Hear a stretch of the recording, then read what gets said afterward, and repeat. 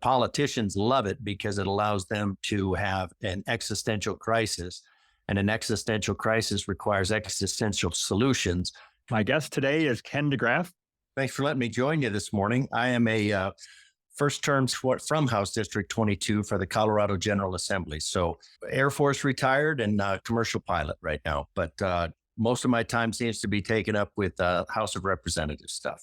I've seen some of your podcasts, great stuff with, obviously with Dr. Lindzen, Dr. Happer. And so anything that I might say that would be different than what they say is the default goes to them. There's no question as to that. My goal here is to dumb climate scientists down to politician levels. So if you're familiar with the are you smarter than a fifth grader, you have to go down a little lower than that to get to politician level. Because politicians, they have they want to believe. They want to believe it because it gives them all kinds of license to do all sorts of things. So anyways, just trying to get it to a point where they can actually understand it. So just some intro quotes. The great tragedy of science is the slaying of a beautiful theory by an ugly fact. And we need to get back to empirical science, or what I'd say, make science again. Empirical science is observable, testable, repeatable, and it has to be falsifiable. Everything can't point to the conclusion. And I call this presentation, The Sky is Falling, because Chicken Little. The best way to, I don't know if everybody's familiar with the story anymore after it's been Disneyfied, but it did not end well for Chicken Little's friends. And it was not about barn animals. It was about human nature. And so it was some ancient wisdom about human nature. And the surest way to learn the value of old wisdom is to forget it. So, and here's just my slide as far as what I'm going to tell you. And the gullibility kills. One, we should trust the science. A greenhouse gas, it's mostly, just for definitions, it's mostly transparent to incoming shortwave, high energy radiation. So that's really cool. The sunlight comes through the atmosphere with basically no interference. And it's somewhat opaque to outgoing long wave, low energy radiation. So it doesn't trap, the atmosphere does not trap heat. What it does is it slows it down, very much like insulation in your house. And CO2, and we'll get into this, is less than 10% of the greenhouse gas effect, where water vapor is greater than 90%. It's like 7% and 93%. So, and then the other stuff is barely even there. Humans make about 30 gigatons of carbon dioxide in a year, but there are over 3,000 gigatons in the atmosphere. And so we have to look at that percentage. So that's only about 1%. 1% of the carbon dioxide in the atmosphere comes from humans. And the US is about 15% of that. And a state, say Colorado, is about 2% of that. New York City would be about 5%. New York State, I'm sorry. So if you look at that and you go 2% of 15% of 1% of 10% is 3 1/millionths, 3 parts in 1 million. In 1 million of the greenhouse gas effect could be attributed to Colorado. And then if you divide that by another 6 million, then you'd get the individual contribution, but the zeros get a little bit ridiculous. So bottom line is that the impact of going net zero is nothing. There's no benefit to it. And that's and Dr. Happer explains that in his congressional testimony, that it's a bit player. And the IPC talked about in climate research modeling that we're dealing with a coupled, nonlinear, chaotic system, and therefore the long-term prediction of future climate states is not possible. Yet, we are making policy based on what is not possible from the IPCC. And we're using the IPCC's political reports to do it. So from Dr. Lindzen, you've interviewed him, so I won't go into this, but obviously one of the leading experts, and actually visible experts on climate and climate change, as opposed to nebulous ones hiding behind IPCC reports. But anyways, the calls to limit carbon dioxide emissions are more premature than they were 25 years ago. So kind of like the more we learned about this, the more we learn it's not an issue. And then also from Dr. Happer, that the CO2 is wildly exaggerated. In this, the 90% greenhouse gas warming is due to water vapor and clouds. Carbon dioxide is a bit player. The current warming period began in 1800, and I'll talk about that long before there was any appreciable CO2. And one thing I thought was interesting from as we get into this chatbot is I liked this quote by what I thought was Dr. Soul, what I think is Dr. Soul. That's what it was given to me as. Global warming due to greenhouse gases is the latest in a long series of one-factor theories about a multi-factor world. Such theories have often enjoyed great popularity, despite how often they turned out to be wrong. Now, I think that's Dr. Soul, but I wanted to check, so I looked it up. And when I looked it up, the AI bot gave me a whole long answer about the AI bot, or chat bot, whatever it is on this one, went into a whole apologetics thing for it. But it had a few quotes that I thought were interesting. One, these models have been extensively tested against historical data. We'll talk about that later. And it would be irresponsible to ignore or to dismiss it as a one-factor theory. Yet, that's what we do when we limit this discussion to CO2. They'll always say, well, the sun isn't sufficient to cause this warming. So anyways, stepping back a ways, looking at the sun's contribution to our climate, the sun puts out about that many watts. That's a lot. And then the Earth, being 1 unit away, we're defined by us, gets about 1396 watts per meter squared. Mars is only 50% farther away. It gets about 600 watts per meter squared because of the way that the factors work. And then Mercury, much closer, 84. So we're obviously not moving to Mercury. It is kind of funny that people talk about that Earth might become uninhabitable and we'll have to move to Mars, which has, very little sun. So the moon, stepping in a little bit closer, the moon is about -81 plus or minus 333 degrees Fahrenheit. So not a very habitable place. And that's important because it's about the same average distance away. So sometimes it's a little closer to the sun, sometimes it's a little farther from the sun, but average distance, it's about the same. And you can see what effectively the moon has for temperature swings without an atmosphere. Now, if we look at our Earth, we say, well, the average temperature without an atmosphere is going to be about 8 degrees Fahrenheit. And with an atmosphere, it's about 59 or 60 degrees Fahrenheit. And then we go back to the moon and say, well, the moon is minus 414 to 253, where the Earth is minus 100 to plus 120. So the difference being that there's an atmosphere. And we have to look at, does the atmosphere make the planet warmer or cooler?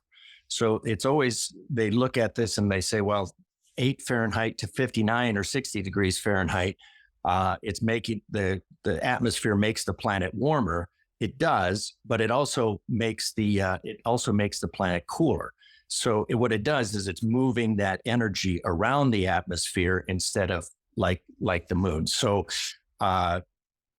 just to say that the atmosphere warms the Earth is not really accurate. And then one thing, if you look at the atmosphere and consider just how thin it is, and what it's the buffer between us and space at about minus 455 degrees.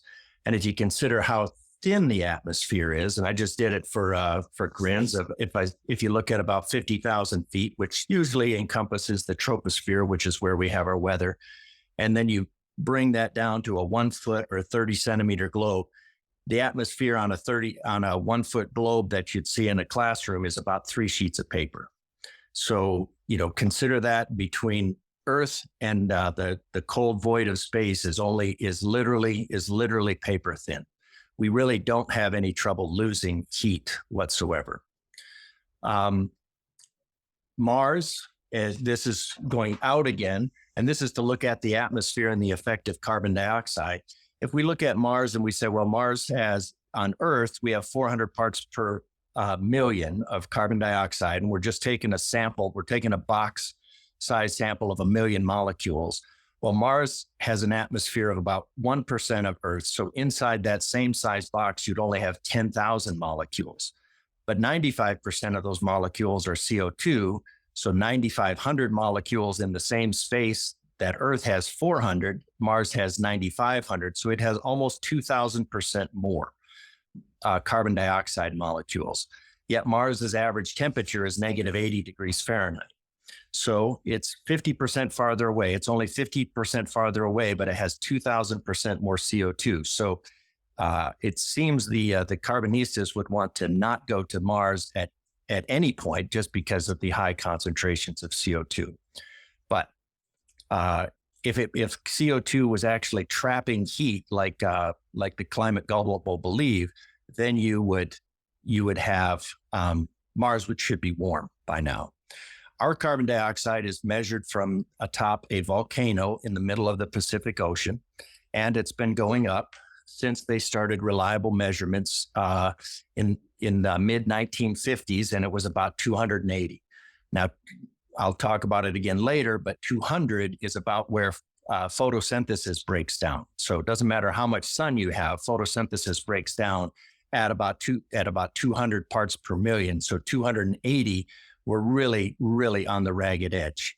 And one thing that as the planet warms, the water outgasses carbon dioxide. So outgassing carbon dioxide. So where is this? Well, it's on a volcano, extinct volcano, I guess, or inactive volcano in the middle of the ocean. So if the Pacific Ocean is getting any warmer and outgassing any CO2, I would expect that the CO2 would be increasing. And then these little variations in there, you can see just how much that growth cycle is. So that up to down is in that area when it's in the growth cycle that it's really trying to pull that CO2 down. And that was measurements began 63 years ago. So not a real long time. And if we look at the historical record, we see very warm periods and we see cold periods. And the cold periods and the low carbon dioxide did not go well. We're down here, obviously nowhere near any of the of our warm periods that happen to also have high carbon dioxide, which makes plants grow. So if we look at our trace gases, this is where they will talk about this, that carbon dioxide is most of the trace gases that make up that 1%. But the atmospheric composition of those trace gases go down to less than 1%. Nitrogen is 78 and oxygen 21. Fortunately, those do not, those are transparent to us. And if you look at the overall picture, but one thing that you'll notice is missing here, because I talked about on the first slide, is that, so there's your carbon dioxide, is that we're talking about dry air. So anytime that they're talking about the greenhouse gases, they'll generally limit it to carbon dioxide. Well, carbon dioxide is only 10%, but if you eliminate that 90%, then it all of a sudden becomes 100%. So, and then the methane, which is a very, very small part, much smaller than carbon dioxide, as well as ozone, then they become, they barely become relevant. But the trick is to get rid of it and consider only dry air when water vapor does most of that. And we're not going to get rid of our water vapor because our surface is over 3/4 water. And then going back to Dr. Happer's statement, that at least 90% of the greenhouse warming is due to water vapor and clouds. And so so that is eliminated typically right off the bat. So just real quick, I did these to help me understand them, just for perspective. And if you look at the where we are now, we are at this green line here. We're at the blue line here, 400 parts per million. That was around 2018 when I put this together. And the Little Ice Age, when we started measuring or supposedly it was around 280 parts per million, but that's where we started. Little Ice Age was probably lower than that. And if you look at here, if you look in the middle here, where basically, plants die, and that is massive famine, and that explains all of the deaths during the cold parts. If you go out here again, 400 parts per million. The red line, of course, is where they tell us that all hell will break loose unless the UN takes complete control of our life. But if we look out here in this green band is where plants, at least under this atmospheric pressure that we have, is plants are optimized. So greenhouses will put a lot of money into getting their greenhouses up to about 1,500 to 2,000 parts per million just to make the plants grow. So obviously the plants have been optimized to grow at that. And this blue circle here is what the crazy prehistoric jungles. So the Earth has been significantly more. And if we look at this orange dot, I talked about that before, this orange dot here is the grow season fluctuation. So that's how much it fluctuates in a year from season to season. And if we look down here, the human contribution is much smaller on an annual basis than even the grow contribution, and the U.S. contribution is down here. So whatever's going on, our contribution is very little. So they tend to talk about how much carbon dioxide is being put into the air, but they never talk about it in terms of perspective globally. CO2 is plant food. When you look at it, the Sahara is greening, and that's because more carbon dioxide means the plants do a better job of retaining water, so they don't have to use as much water because their stoma are not open. So most of the greening is done probably in places that we're not going to see it, but around the Sahara Desert. So a lot of those places probably lost a lot of their green when they went down to an ice age. We lost a lot of CO2. Of course, they'll talk about some of these places where they're, for whatever reason, that the green is going down. So right now we have unknown costs of going to net zero. We know it's would be trillions of dollars. Our climate goals are CO2 goals with no impact on climate. And that's one of the things that here you'll hear, they'll say, well, our climate goals are our carbon dioxide goals. And when I ask the expert and say, okay, what is that going to do? They all say, we don't know. It's just we have these climate goals, which then we say are carbon dioxide goals, but we don't actually know what they do. When we talk about getting our experts coming in, talking about $100 eventually, it's much higher now, is maybe getting it someday down to $100 to sequester a ton of CO2. Well, one gigaton of CO2 would be $100 billion, and that'd be literally pumping it into a hole in the ground. And that would be 1 gigaton out of over 3,000 gigatons in the atmosphere. So that's a very low percentage, 1/3000th. Now, this is from some MIT slides. So just a different way to look at it. It talks about here that the evaporation, 78 watts per meter squared, is what leaves. And so if you look at the way they stated, on average, evaporation from the surface carries away 78 watts per meter squared. Infrared radiation carries away 66 watts per meter squared.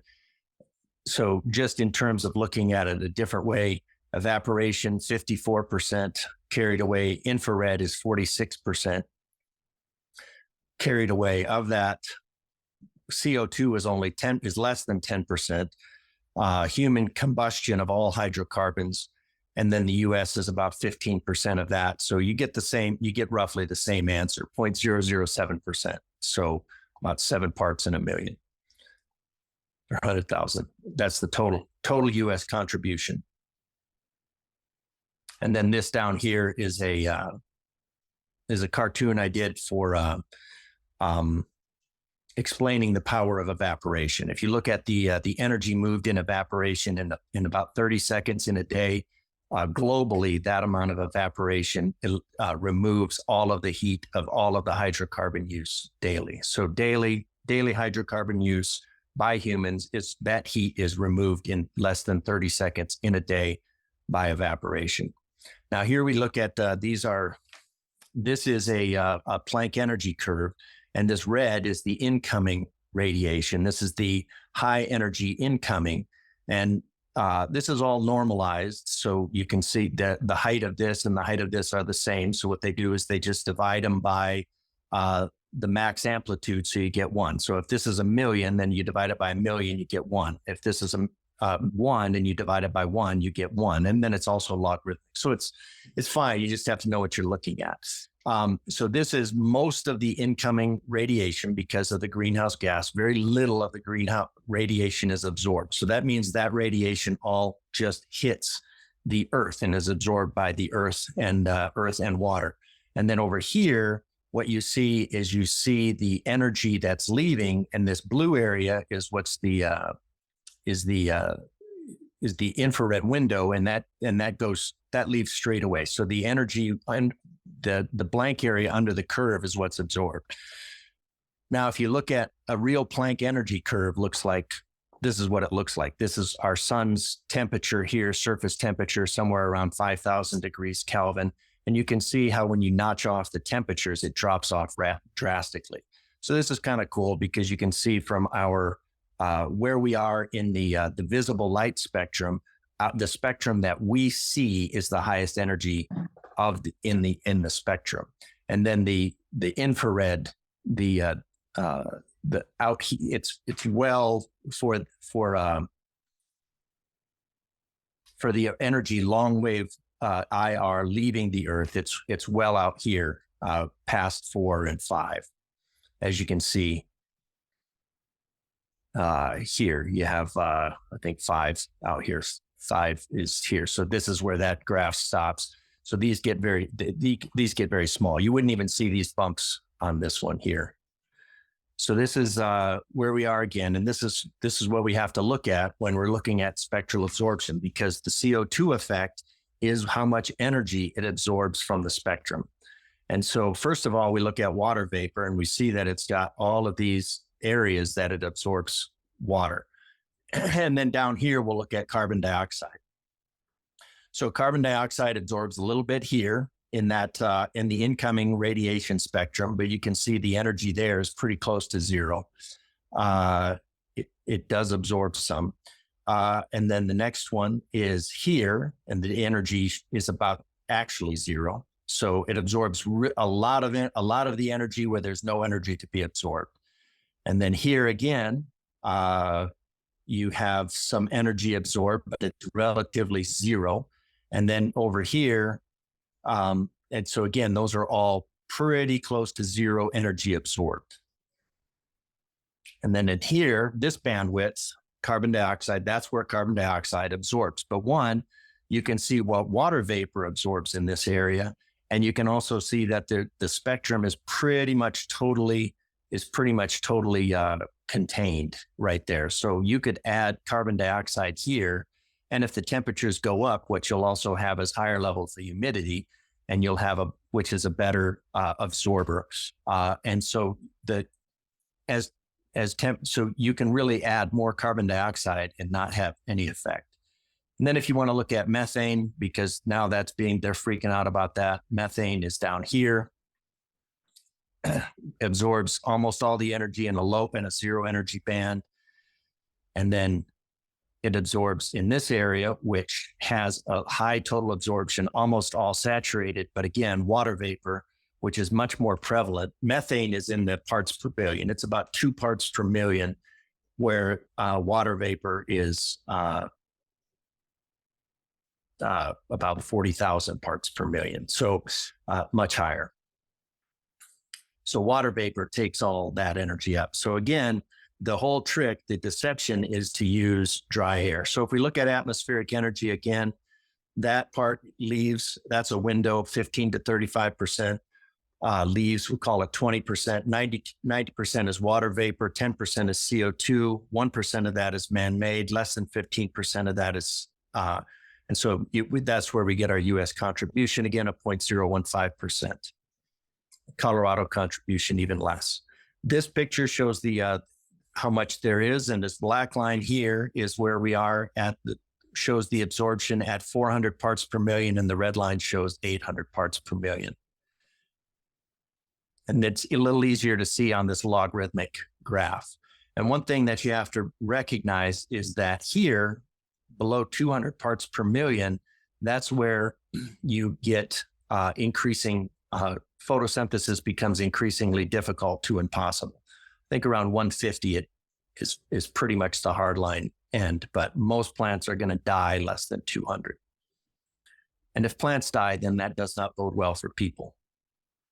So we're about 1% above that. So energy-wise, at 280 parts per million, which is where it was when we started 63 years ago, and it was on the rise, coming out of all of the famine and all of that, all of the bad that we had.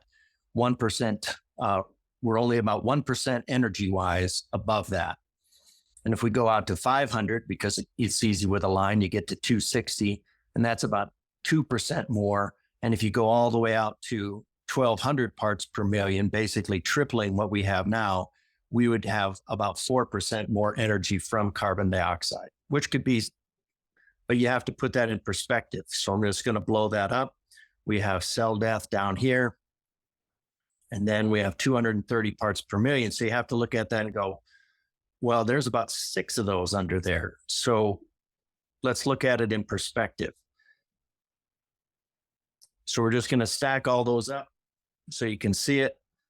That cell death right there, that would be tripling our CO2. That would be doubling. That's about where we are right now. And that's the CO2 level we're around where we were at. So if we do this again, and then I'm just going to take that box and use it for size perspective, because perspective, I think, is what we've lost overall. And I'm just going to rebuild that over there. But that is less than 10% that's less than 10% of our greenhouse gas effect. So let's add in the water vapor. That's over 90%. So it's going to shift into the green a little bit, but just for this, we'll do 90 and 10. Approximately 1% is anthropogenic, like we talked about. So that's that amount of the CO2. 15% comes from the USA. And then that little dot there was from Colorado. So if you can't see that, if you didn't see that, that little bump right there is the amount of, in this case, how much Colorado greenhouse gas effect can reduce greenhouse effect on the way to killing everything. So now going back to, so we really can't do much, but we're spending trillions of dollars. And in the process of spending trillions of dollars, we're causing, like right now, we've caused the prices of everything to double and triple. So everybody's worried about the price of rent, the price of food. Well, all of that is energy dependent, and all of that has gone up because we're worried about this. And as you can see, that is literally less than a blip on there. I think I figured it out. It's like the energy equivalent of about less than a second of the sun's arc as it goes up. Now the Carrington effect, we had a Carrington event in the 1800s, and we missed one a couple of years ago, and it would knock out all of the electric grid. So the other ancient wisdom to consider is don't put your eggs all in one basket. Otherwise people will die from this. And if we look at the solar variability, you can see it on here. And if you look at this scale here, it's just in there. So you can see that the sun is not a constant output. And if you just draw kind of a line, an estimated line, that's then you can see that it's been increasing, sometimes more than others. And this right here is around around when we started the Industrial Revolution, and over here is where the little ice age was. So everything, the CO2 level was really cold. The CO2 level was down. There was lots of famine, lots of death. And why the carbonistas and greeniacs decide that that's the place we want to go back to as soon as possible, I don't understand, but it does not bode well. 1 watt per meter squared. If you look at this difference here, it's about 1 watt per meter squared.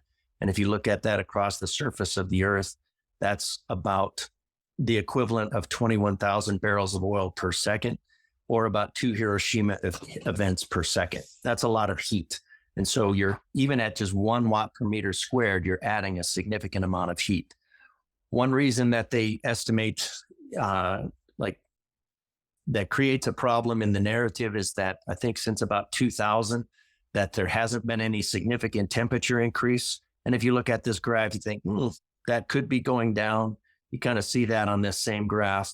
Will it come back up again? Well, let's hope so, because we don't want to continue down this path. Now, one thing on the NOAA page, they talk about how that the sun is not enough and that the carbon dioxide is going up as it gets warmer. But if we look across this mean, we say, okay, there it is. Well, it's getting warmer, and and this is another NOAA page that I thought was interesting. And the main thing that I thought was interesting when in preparing this brief is this thing down here where it says there's no data. Now, I thought that's really strange. You've got data all the way from out here to show the greenhouse dropping down, or the glacial mass going down, but no data right here. But there is data, and that data is right there, and it shows it going up. So clearly, the reason that they took this no data here is there's no data right there that they want to show, because it disrupts the narrative, because there's no other reason for it. And then you could look at this where it was actually higher and variable. You wonder where that data is. Oh, that data is over here. So this is a common thing that you see with the carbonistas and the greeniacs, that they'll call the data or change the data. And then this also caught my attention, because I looked mathematically when I was teaching math at as a differential equation, the change of energy, constant, volume. And that's a disk is pi r squared h. And I did a cartoon on that right there as well, to explain that. And what you get, if you have a linear decrease in ice, it goes down linearly. But if you have an ice mass that's a disk, or a mass of ice, or a cube, or whatever, it looks like it melts linearly for a while, and then it drops off suddenly. If you look at these are the same amount of volume being reduced over a long time. So as you can see, what would you expect mathematically if you had a constant energy like 1 watt per meter squared that was melting the ice? Well, you would expect mathematically, you should expect that it to look linear and then drop off suddenly all at once. And if you want to look at that, that's the link to that. It's about 3 minutes. Solar variability. Again, just for perspective, this is about how much sun hits the Earth. This is how much after the albedo, which is roughly 30%. So 30%, and that's just an estimate. It just depends on where you are on the on the Earth. So 1%. So plus or minus 1% is a huge change, and that plus or minus 1% eclipses any energy contribution from humans. So the orange circle is just what actually kind of hits the Earth. The solar variability, because the Earth is not on a perfect ellipse, it's plus or minus 3%. So the farther away we are, then we subtract this disk. If we're closer in, we add that disk. Well, it's significantly more energy than the United States or the entire world contributes on a yearly basis. Here is where that's global fossil fuel use. So it doesn't even show up in terms of a perspective energy-wise as just how much energy changes back and forth between where the Earth is in its orbit, and then. That's geothermal. That's the heat that's produced geothermally. Still about twice what we produce from hydrocarbon conversion.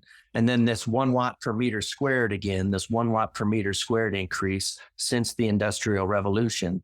That increase is about 10 times more. Is about 10 times more. So we don't want to go back to that. And then again, if you look at what happens if the sun went out, does the carbon dioxide trap it? Within a week, the average global surface temperature would drop below zero freezing. Photosynthesis would halt immediately, obviously. Doesn't matter how much CO2 you have. And then the microorganisms. So again, carbon dioxide does not trap heat. That's just something they say for the climate gullible. Millions of years after that, it would be a stable minus 40. So fortunately, we have an atmosphere. We do have greenhouse gases, and if we didn't, that would be bad. So it doesn't trap the heat. Really, what the molecules do is more like what I'd say is a pachinko machine. The heat drops in and then bounces around, but eventually it comes out. It leaves. And if you look at Bjorn Lomborg did this with. Now he believes in the man-made greenhouse. He just doesn't believe that it's cost effective to do everything that they're trying to do. But anyways, his using the IPCC models, if the United States goes net zero today, cost of trillions of dollars, maybe by 2100 you could change the temperature by 0.3 degrees Fahrenheit. And if you look over here, you look over on the other side, if the entire rich world goes down, you could maybe lower it by 1 degree Fahrenheit, 0.96 degrees Fahrenheit. But what John Kerry has said is that we have to lower it by 3 degrees Fahrenheit, 1.5 degrees Celsius, roughly 3 degrees Fahrenheit. So what this is saying is if all the rich countries in the world suddenly went to zero CO2, you could maybe reach 1/3 of your goal. So probably ought to be looking more at adaptation. And the CO2 coalition, which I'd say is probably a little bit more credible, their estimates are a little bit lower than that. But even the wild-eyed IPCC estimates are pretty low. What causes this? This is a slide from the MIT model. And the black line was the model that they created, and I'll show you a little bit more on that. And then the green line is kind of an actual look at what the atmosphere actually does. And so they say, well, look at that. Our model pretty well matches what the actual atmosphere does, and that's really pretty cool. But if you look at this difference right here, it's about 96, so close to 100 degrees difference. So it's close to 100 degrees difference. And so what they do is they just say, well, we'll just subtract that. And then they move it all the way down. Well, if you move the black line down, then it gets well away from the atmosphere. So you can't, it's really pretty incredulous to say that you could make a model, have a 100 degree fudge factor, and then use it to predict 3 degrees or even half a degree in that same scale. And here's one of their things is Stefan Boltzmann constant here. They assume that the atmosphere absorbs the energy and then radiates like a black body, but the law is only for perfect radiators. Stars are about 90 to 95%. Gases are much lower because they have a very punctuated spectrum. If you look at the spectrum, you can see where the energy is. So they consider for their model, they consider that the atmosphere is radiating like a black body on a continuous spectrum when carbon and carbon dioxide are down here. So it's just, I don't know. It's very disturbing. One of the things, this goes to Dr. Happer's quote to me, that where there are pigs, where there's a trough, there will be pigs. And if you look at the Geneva Principles, what they're throwing money at is understanding the scientific basis of risk of human-induced climate change. So the only thing that they're focused on is human-induced climate change, and that is going to be CO2. So that explains why they focus on CO2. It doesn't justify their hand waving around, but you can see if you say, well, humans only create 3 parts in 1 million of of greenhouse gas effect, then that funding is going to dry up pretty quick. So again, what they're trying to find is what they're being paid to find is human-induced climate change, and that's what they're going to find. Going back, these models have been the AI bots, our savior. These models have, artificial intelligence. These models have been extensively tested. Well, here's the hockey stick graph. But then as Dr. Happer shows, the reality is much different, because all they did was they just took out the inconvenient facts in this area to create the graph that they wanted and create the scare that they wanted. The hockey stick has nothing to do with the reality, but was the incorrect handling of proxy temperature records.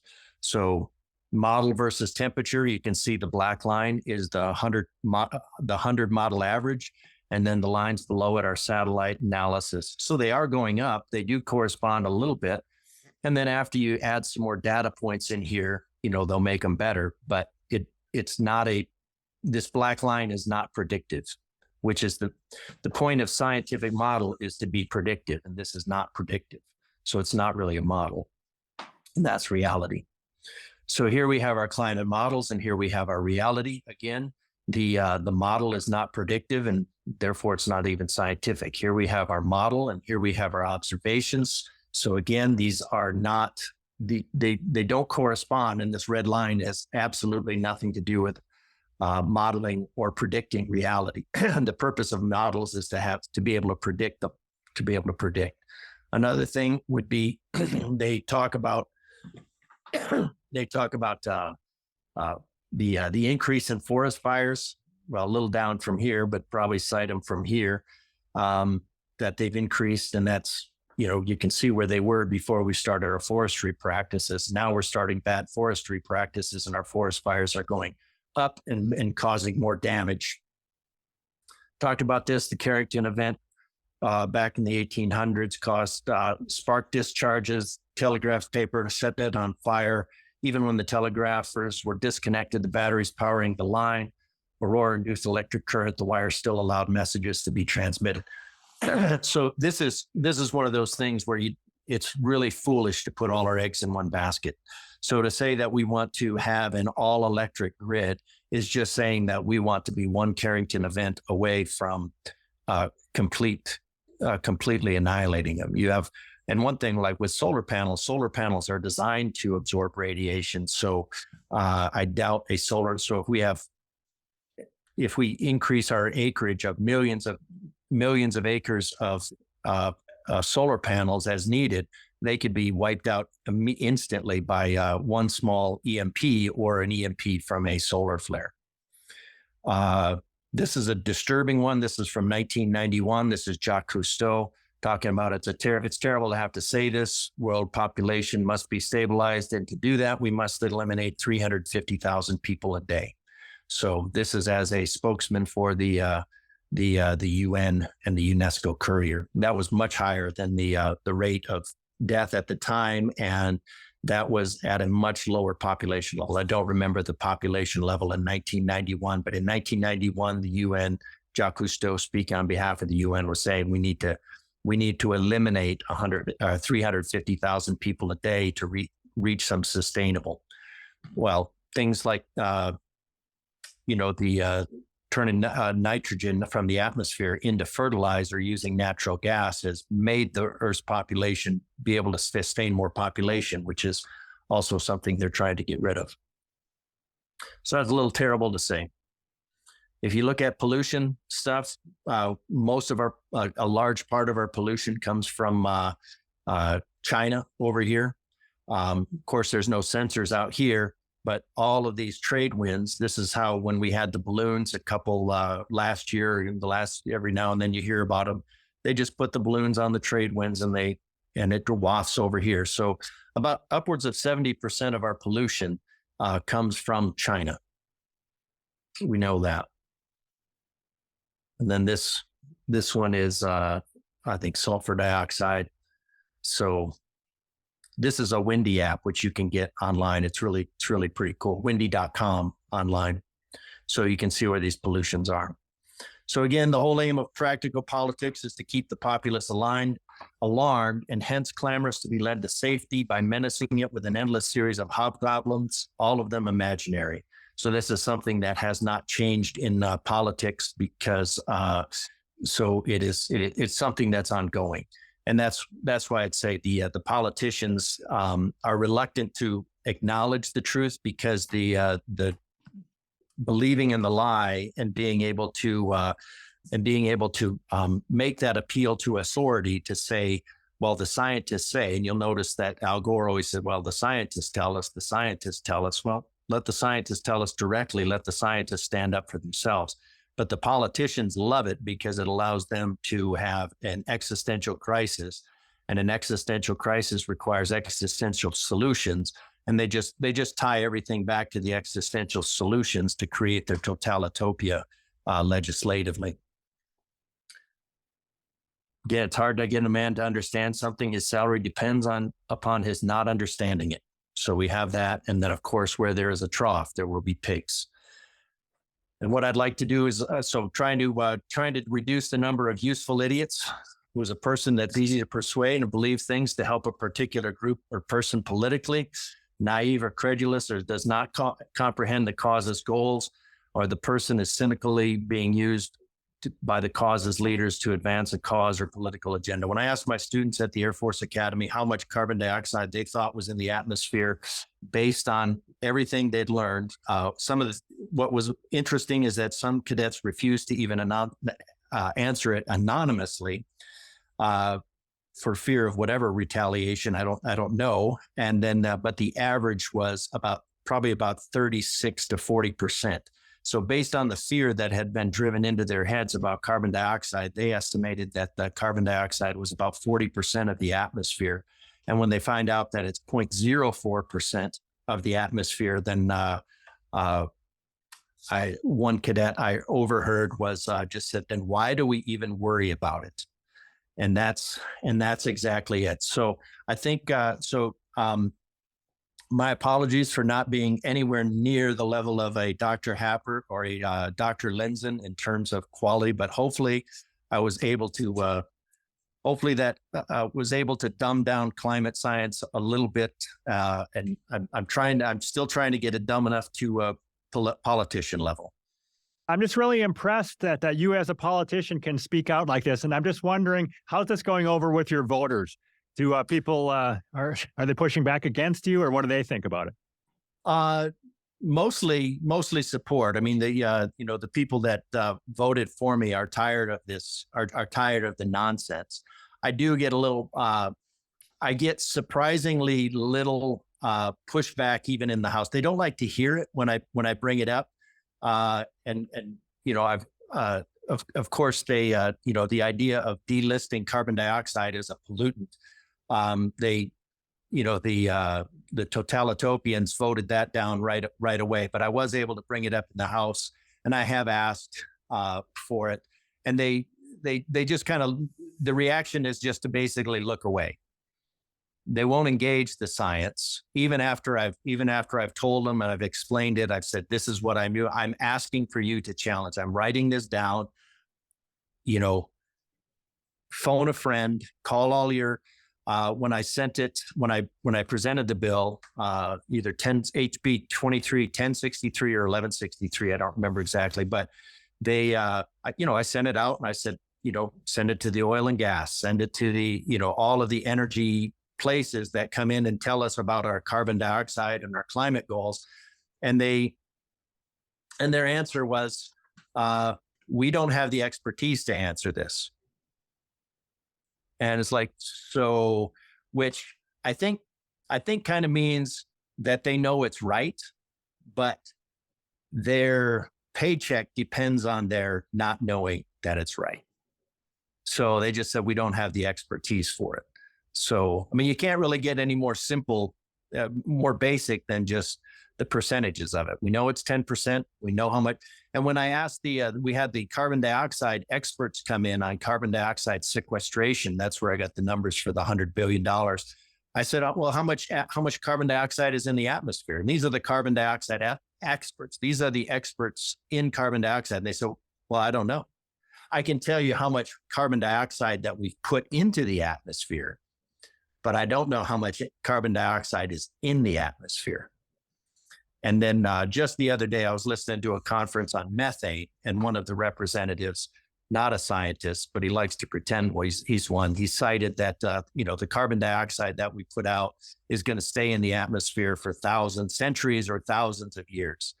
And, on one of the bills justified that the enslavement of children in third world countries was okay, so that we could have electric vehicles. And that was necessary. Their enslavement was necessary for that, because we have to have our electric vehicles. So we can't not have third world countries enslaved in the mining of cobalt. I want to make sure I understood you there. You're saying that people who are in the carbon sequestration business, they didn't know how much CO2 is in the air? That's mind blowing. Had no idea. And it's very difficult to find out. I mean, try Googling it. Try finding it online. I mean, it took a while to find out a relationship between, parts per million in the atmosphere and how many, and what that relates to in terms of tonnage. It's just like just like this AI bot and more, so as that gets, I'm sure the results are going to get more and more difficult to find, because clearly the AI bot thinks that we need to believe that carbon dioxide is destroying the planet. Did this come up a lot in the campaign in 22, or do you think it's going to come up? I don't know if you have debates about it or anything in 24, or is it kind of not even in the top 5 or 10 issues that people are talking about for the next election? It does come up. The totalitarians, they don't want to talk about it because they don't know anything about it. They just want to pass laws based on it, but they can't answer any questions. So I'm trying to keep it brought up because it's relevant. I think most everybody has kind of given up, and they've just kind of accepted that we're going down this path. And, they don't, like, most people know that the whole global warming, and you have to be careful in here, because I'd say, okay, the climate is changing and I think it's probably getting warmer. That doesn't mean it's carbon dioxide. It doesn't mean it's the, and now, this whole conference that I listened to the other day trying to, talk about methane and reducing methane emissions. Well, methane is a fraction of carbon dioxide, which is irrelevant in terms of water vapor. So, but they're making tons of money on it. And when I asked them those questions about, because they said methane was 25%. And so, well, methane is about 0.5% of the carbon dioxide. So even if it's 80 times more, even if it's 80 times more efficacious in terms of greenhouse gas effect, then how does that work that we got 25% of global warming? And then, then I just got the from Weissman, then the Goldfield, I think, but I got just, oh, well, we can't really answer that.